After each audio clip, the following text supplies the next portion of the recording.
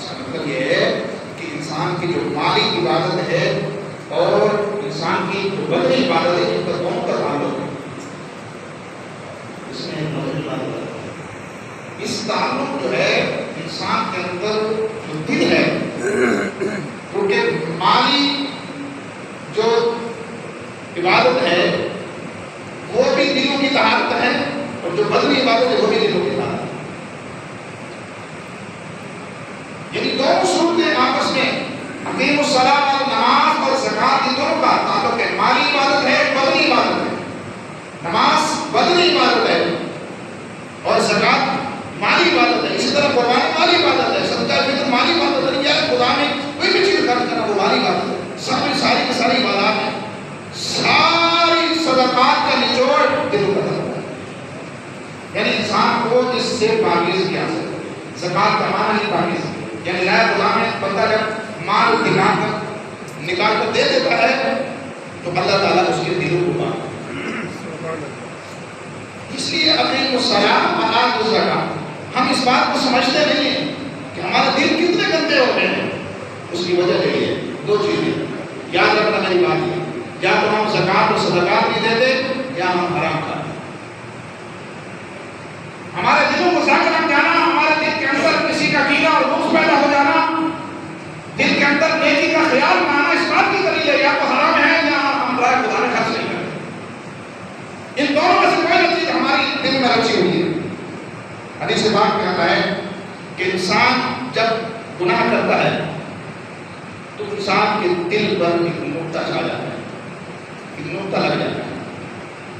وہ نقطہ جیسے انسان گناہ میں بڑھتا جاتا ہے تو وہ نقطہ بھی دل میں بڑھتا جاتا ہے، حتیٰ کہ وہ انسان کے دل کو گھیر لیتا ہے. نتیجہ کیا ہوتا ہے؟ انسان کے دل پر سیاہ نقطہ چھا لیا، انسان کے اندر ہی باطن ہی انسان کا خراب ہو گیا. انسان کو کیا کچھ اچھا سمجھ آیا. گناہوں کی صورت میں وہ نقطہ جب دل پر چھا جائے تو پھر سنوں کو گھومڑا یا وہی والی کیفیت رہ جاتی ہے. انسان کو نہ کچھ نظر آتا ہے، نہ کچھ سمجھ آتا ہے، نہ کچھ آتا ہے. انسان اندھا ہو جاتا ہے. فرمایا کہ یہی دل کا نقطہ اگر آپ نے اپنے دل کو پاک کرنا ہے تو پھر دل میں الحسنات یذہبن السیئات. قرآن میں آتا ہے پھر نیکیاں کرتے جاؤ پھر تمہاری برائیاں مٹتی جائیں.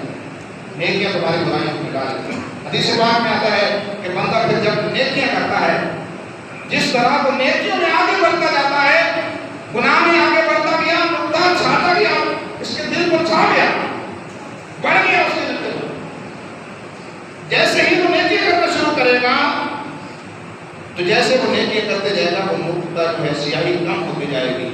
جتنی وہ ذخیرہ نیکی کو اکٹھا کرے گا حتیٰ کہ اللہ اس کے دل کو بھی مانے. اصل بات یہ ہے انسان کا دل ہے. کیونکہ نبی پاک نے فرمایا کہ سب سے بڑا مفتی انسان کا دل ہے.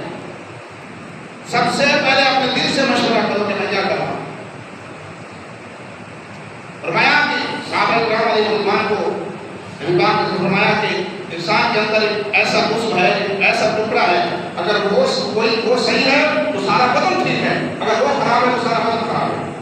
صحابہ کرام نے عرض کیا یا رسول اللہ وہ کون سی چیز ہے، وہ کون سا ٹکڑا ہے انسان کے اندر، وہ کون سا ٹکڑا ہے بدن کا جس سے انسان پورا خراب ہو جاتا ہے، جس سے پورا انسان ٹھیک ہو جاتا ہے. فرمایا وہ انسان کا دل. جب انسان کا دل ٹھیک ہو جائے سمجھ لو انسان کا پورا جسم ٹھیک ہو جائے. جب انسان کا دل ہی خراب ہے سمجھ لو پورا بدن.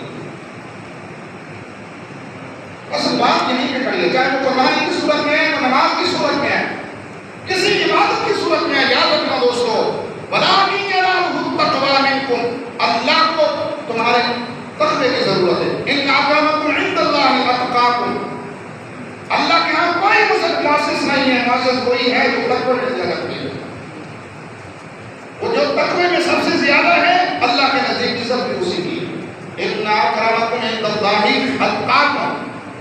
عزت والا شخص، معزز شخص، اللہ کا ولی، نیک بندہ، اللہ کے ہاں مقبول بندہ، برگزیدہ بندہ، زاہد، تقوی گزار وہی ہے جس انسان نے اپنے دل میں خوف خدا پیدا کر دیا، جو تقوی میں آگے بڑھتا گیا. قربانی میں بھی یہی قرآن کے واضح طور پر فرما دیا گیا کہ تمہارے گوشت کی بھی ضرورت نہیں، تمہارے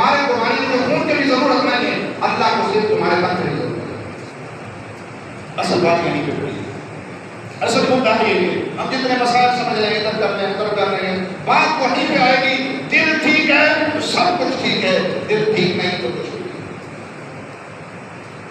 میں نے قرآن حدیث میں جہاں تک پڑھا یہی نچوڑ لگا. جس طرح میں نے آپ کے سامنے قرآن کی آیات پیش کی ہے، حدیث بھی آپ کے سامنے رکھنی ہے. فتویٰ آپ نے دل پر چھوڑنا ہے کہ آیا کہ قرآن حدیث کی روشنی میں ہم کہاں ہیں، کہ ہم اپنے دل کو درست پاتے ہیں یا نہیں پاتے. جب قرآن نے اس بات کا فیصلہ کر دیا کہ ساری چیزوں کا تعلق تقوی اور دل کے ساتھ ہے، پھر بات ہے. اس لیے ہمیں اپنے آپ کو تقوی کی صورت میں آگے بڑھنا ہوگا.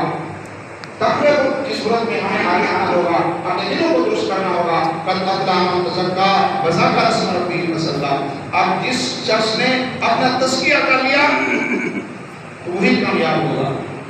قد افلح من تزکا، کامیابی اسی کے لیے ہے جس نے اپنے نفس کو پاک کیا، اپنے دل کو پاک کیا.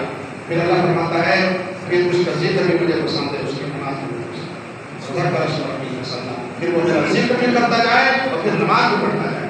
لیکن شرط یہ ہے کہ پہلے اپنے دل کو پاک کرنا. قد افلح من تزکا، پھر کامیابی اس کے قدم پہ ہوگی. پھر ہوگا یہ فاذکرونی اذکرکم، وہ مجھے یاد کرتا جائے گا، میں اسے یاد کرتا ہوں. سبحان اللہ. پھر نتیجہ جناب تو دوستو بات وہیں پہ کھڑی ہے کہ انسان کو اپنے آپ کو رب کی بارگاہ میں پیش کرنا ہوگا، اپنے دلوں کی شکل درست کرنی ہوگی کہ ہمارے دل کس طرح ہے. تو دوستو اللہ ہمیں اپنے دلوں کو درست کرنے کی